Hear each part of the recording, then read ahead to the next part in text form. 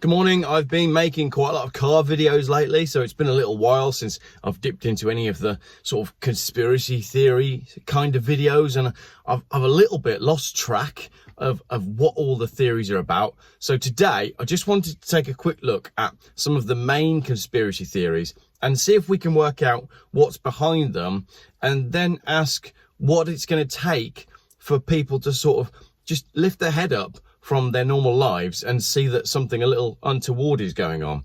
I've printed it out, but for some reason the first page hasn't printed, so I'm going to read off my phone.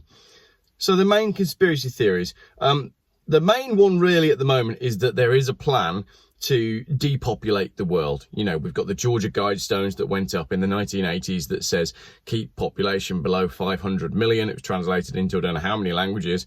Population of the world is what, 8 billion, so that's quite a significant reduction. It's a bit of a wild conspiracy theory, but you should probably know that death rates, so people are dying at 21% more than they were in normal times in every developed country that had a certain something over the last couple of years. Africa's not doing too bad, actually, but pretty much every developed Western country, people are dying at a 20% higher rate than they are normally. The next part of the conspiracy theory, there's a plan to create food shortages. I mean, come on, this is a bit wild, isn't it? It's May. It's actually May the 12th, I think, today. And it's 12 degrees, which is extremely cold for May. And if I look around right now, I can see thick cloud absolutely everywhere. It was the same yesterday. It's been pretty much this way for most of the year. And some people would say that that is being manipulated. I think that's probably a conspiracy theory too far, that there's planes going over that are trying to dim the sky. And add to that changes to farming regulations, which incentivize farmers to retire or wild the land and not produce food. Can you produce food under these skies? I don't know a great deal about farming, but I'm pretty confident that plants need sunlight. So if you did want to create planned food shortages so that food in future would only be available from, say, 4 global food hubs, what I would do is if I wanted to do that, I would probably regulate and legislate the farmers. I'd probably incentivize the farmers. I'd say to the farmers, what you need to do is you need to change the way you farm, have a traditional farm with lots of different animals and lots of little bits of crops and whatnot. And instead of just, you producing that and you producing that and you producing that. And many of the farmers have already said that if they do that, then the nation will starve. The other thing I would do is I'd incentivize the farmers to retire. We'll pay you a lump sum to retire early, stop producing the stuff that you're producing. Or I would incentivize them to not produce food at all. So if you leave that field wild, we will pay you more or almost as much as working your balls off for an entire year to produce food. And then obviously notwithstanding the fact that the skies are grey and nothing's going to grow anyway. So I don't know, the jury's out on that conspiracy theory. Is there a plan to create food shortages? Difficult one. That there is a plan to stop freedom of movement. Another conspiracy theory that's out there, that there's people, nefarious people in charge that want to stop us from going anywhere. And I'm not sure about this, but you have to admit that we now have low traffic neighbourhoods and low emission zones, and the spiralling costs of motoring and just going anywhere. And no one is really looking out for motorists. So is there a conspiracy to stop us going places? I don't know. It sort of looks like it though, doesn't it?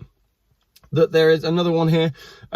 A conspiracy theory that there is a plan to dehumanize the human and erode traditional family and moral values. Well, we dipped into this one a little bit last week with my transgender video, and some of the things that have been going on in schools to take away the innocence of children and turn them into sexual beings. It certainly seems to fall in line with the idea of dehumanizing the family, dehumanizing the human, and eroding traditional family values and traditional morals. So I don't know, maybe there's a tick in that box as well. Maybe that one is going on. Next one, that there's a plan to form an army on our soils to act against the people if necessary. Again, this is another absolutely wild theory. But when I did that video last week, when I was driving down to Cheddar Gorge and I saw the RNLI lorry, and I defended the RNLI, saying I think they're a fantastic charity. I think they should be government funded. You know, our donations keep the RNLI going. But then I was seeing an article by someone who was a whistleblower at the RNLI, who was essentially detailing that they are now a taxi service running to and from France and the UK. So that's a bit odd. I held the RNLI in very high esteem until I read that article, and I thought, this is a little bit strange. And that person had, I think, quit their job, saying, I can't be part of it anymore. And also, there's certainly some strange things going on in the private house rental market. Large companies are paying over the odds to house people. Large companies that have possibly won government contracts. And there's odd things happening on UK air bases and on military property. So is there a plan to form an army on our soils to act against the people if necessary? I don't know. But there's a lot there that needs explaining. Next one, a conspiracy theory that there is a plan to restrict our freedoms and tighten the grip of control. I think the people that believe this one are just paranoid. Although that being said, the anti-protesting bill has just gone through. The digital ID consultation window has ended and digital currency is on the way as well. So you can't stand up and protest against anything. You will be forced to have a digital ID and that will be connected to your digital currency.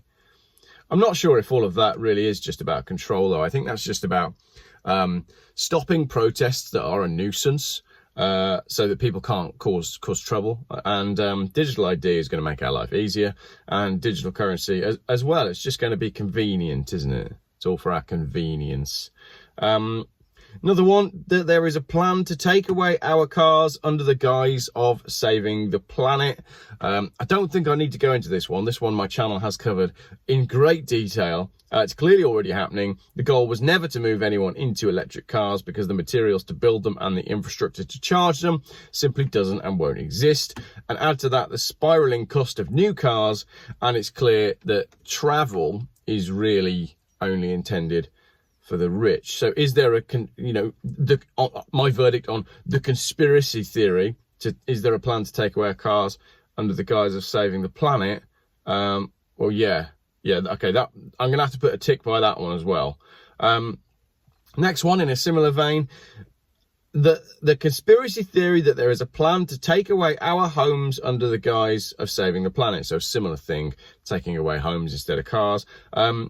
Again, not sure on this one. There's some very bizarre articles floating around suggesting that homes that do not meet certain environmental regulations could be forcibly repossessed by the state. And if you don't have the tens or hundreds of thousands of pounds to bring your property up to the ludicrous standards that they're setting, what do you do, and where would they put you? So let's not forget the people who are pushing this agenda enjoy the freedom and travel as much as they like, and they're going to be excluded from all of these things. So what happens next then? In all seriousness, if all of the things, these conspiracy theories, let's just run through them again. Plan to depopulate the world, plan to create food shortages, plan to stop freedom of movement, plan to dehumanize the human and erode traditional family and moral values, plan to form an army on our soils to act against the people, plan to restrict our freedoms to tighten the grip of control, plan to take away our cars, plan to take away our houses. What happens next? Like, if all of those things have got links and references and articles and evidence that shows that they are actually taking place, what happens next to us, to our communities, to our neighborhoods, to our people? The WHO treaty is going through. If you don't know what the WHO treaty is, give it a Google. Skies are thick and grey, and I'm cold, as I've said. So the farmers are soon going to be complaining. Costs are going up, the pillars of democracy are falling down, and there aren't yet enough people standing up to it on a mass scale, notwithstanding the fact that the people that do now stand up to it on a mass scale are going to be heavily dealt with based on what was in the new protest law. So what is it going to take for people to stand up? Is it going to be when they have to sell the car? Is it going to be when the empty shelves make the people see? Is it going to be when they start asking questions about all of this really odd weather? Is it going to be when they see protesters being arrested and imprisoned for many years? Is it going to be when they can't get any cash out of the bank and realise that their finances are now tightly controlled? Is it going to be when your 4-year-old child comes home from school with a book teaching them how to enjoy their body? This is happening. Is it going to be when they read the new government guidelines on healthy homes and realise it's going to take their life savings to keep the house? I'm genuinely not sure what happens next. It's really starting to get me down. And I think the people in charge have been told to prepare for civil unrest, because there's certainly enough going on at the moment to make the average citizen unrestful, at least if they take more than a cursory glance at what's happening outside their front door and away from the TV and the newspapers. And people need to talk to each other, to ask these questions, and they need to analyse and understand when someone with a different opinion shares what they think is going on. Because some of these ideas that might seem to be a conspiracy theory too far, when you can show people links and references and connections over a cup of tea at your local cafe or at your kitchen table, then maybe the word will start to spread. Because community is what's going to save us, and the bedrock of community is communication.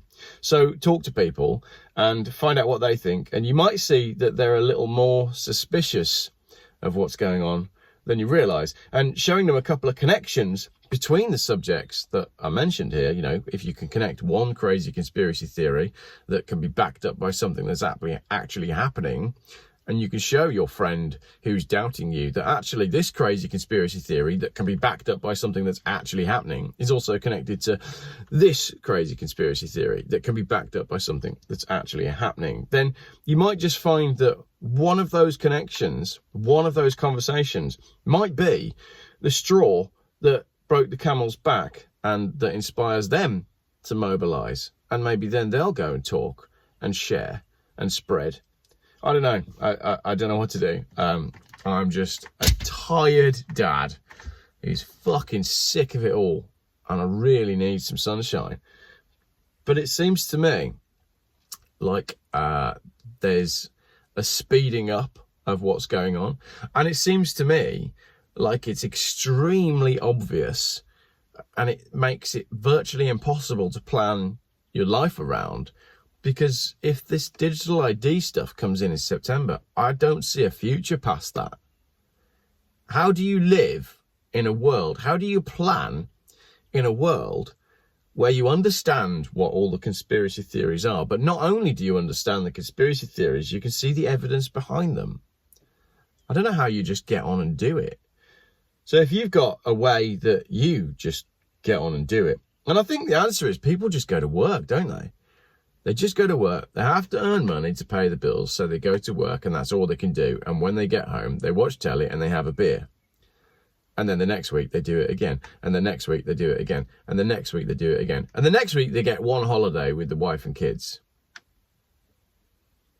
And there's no time to discuss any of this stuff. And the wife says, I don't want to hear about any of this stuff because it brings me down. Can't we just focus on what we're doing? And you think, well, yeah, but how long can we do that for? In all seriousness, how long can we just go about our business, just focusing on the day-to-day and what we're doing, whilst all of this stuff happens in the background? Because I don't think people realise how different life is going to look when all those things have happened. And now is the time to start talking, start connecting, and start mobilising in one way or another. I said it in my video the other day. I would hate in a few years' time to look back and think the moment that we should have burnt everything down was X date, and we didn't, and now it's too late. And when you look at these conspiracy theories in the context, and I can put links and references, and I can reply to all your comments saying, Geoff, this is a load of rubbish, and I can send you the articles. It's concerning. It's highly concerning. So let me know how you get along. Let me know what you think about the conspiracy theories, the crazy theories that I've listed there. And good luck, I guess.